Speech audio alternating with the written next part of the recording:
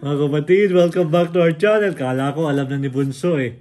23 na dito ng December. 2 more days, magpapasko na. 24 na dyan sa inyo, sa atin sa Pilipinas. So mga kapatid, advance Merry Christmas sa inyong lahat. Para sa vlog namin ito, meron na kaming gustong ibahagi sa inyo. Noong mga nakaraang linggo kasi, meron kaming nakita na isang homeless na natutulog malapit sa school at ni Rhea at sa simbahan na malapit sa amin. Malamig ngayon mga kapatid. Talagang kahit ilang kumot ang i-cover niya, talagang kawawa naman ano. So sa maliliit na pamamaraan namin na pwede naming magawa, gusto naming mabahagingan siya ngayong gabi, ngayong araw na to. So ito, merong binili si Mrs. sa kanya, neck gaiter, pwede nang suotin sa mukha hanggang sa leg. It will keep him warm, kasi napakalamig talaga ngayon dito, lalo sa labas siya natutulog. At meron kami ilang mga snack. Ayan, Lucky Me, baka naman. So hopefully makahanap siya ng mainit na tubig para pwedeng ilagay dito para laki yung banana. Tapos meron siyang tubig.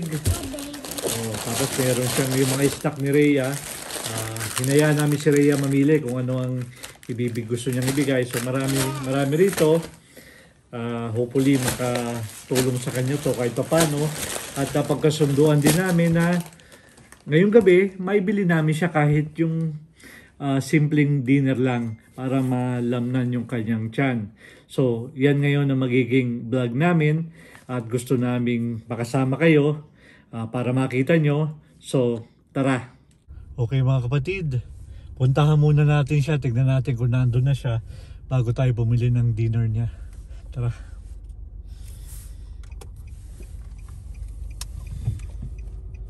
Saan tayo dito? Tignan natin kung nandun siya.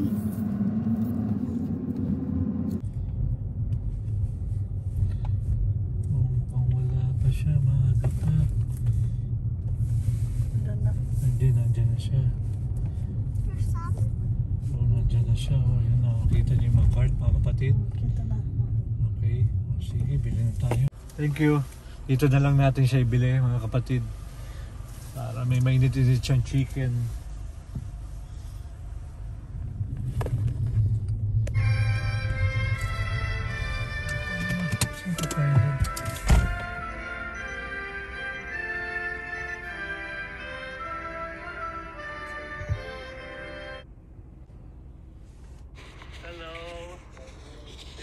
Something for you if you want.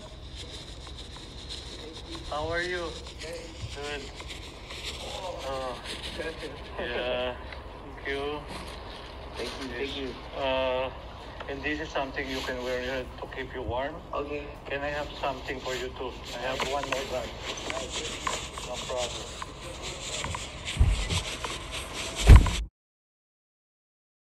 For you. Thank you. Yeah.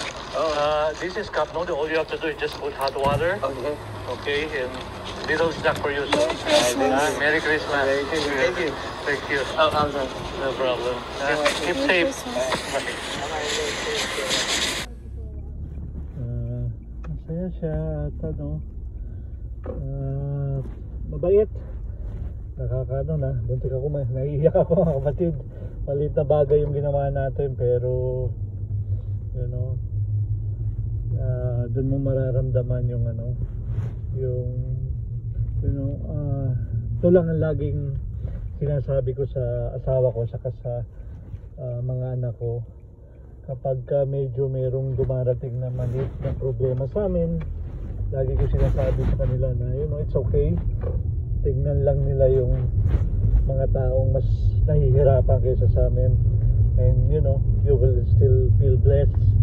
Talagang mahirap ang panahon ngayon, pero if we can do little act of kindness katulad po ng ganon, ginawa namin po yun, hindi for anything, pero masaya lang po kami na sa maliit na pamamaraan namin nakakapagbigay kami ng konti sa kapwa namin.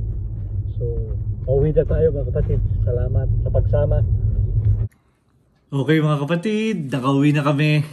So, nandito na kami. Yan na si Bunso. Oh, kumakain na nung kanyang chicken. Yum, yum, yum. Kakadalawa na. Oh. Ganyan yung in-order din natin doon sa kapatid natin na homeless na pinuntahan natin. Medyo pasensya na kayo mga kapatid ha.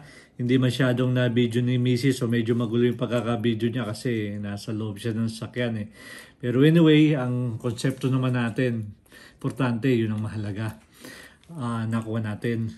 So, nakakataba ng puso dahil sa pamalit na pamaraan, naging bahagi tayo ng buhay ng iba. Kahit ngayong gabi lang, di ba? At lagi namin tinatandaan yung sinasabi ni Father Orbos. You know, doon kasi kami nagsisimba online every Sunday. Lagi niya sinasabi na, you know, itong pandemic na to will go down in history sa kasaysayan. So do not lose this opportunity. Ngayon yung panahon na maraming taong nangangailangan. Ngayon yung panahon na dapat kung may pagkakataon tayong tumulong at kapasidad na tumulong, kumuha tayo kahit sa maliit na pamamaraan lang natin. So masaya-masaya kami dahil masayang-masaya yung kapatid natin kanina, nabigyan natin, alam natin kakain siya ngayon at may dala tayong konting snack para sa kanya. So hopefully makatulong sa kanya ng gusto mga ilang araw para may laman yung kanyang tiyan. What can you say, Rhea? Is sharing really caring, or caring is sharing, or sharing is caring? Sharing is caring. Yes, mga kapatid. So, in the spirit of Christmas, you know, ang purpose lang namin dito you know, kung sino man yung makakapanood ng vlog na to at makakahawa kami, makaka-impluwensya kami ng isa o dalawa na tutulad doon sa ginawa namin, bonus na tayo mga kapatid.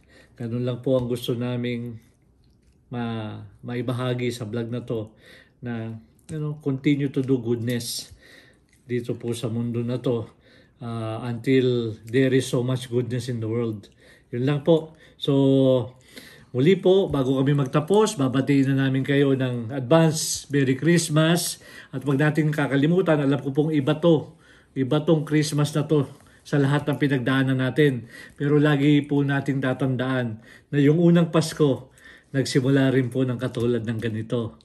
Simple at payak. Pinanganak nga po si Jesus sa sabsaban lang. So, mapalad tayo.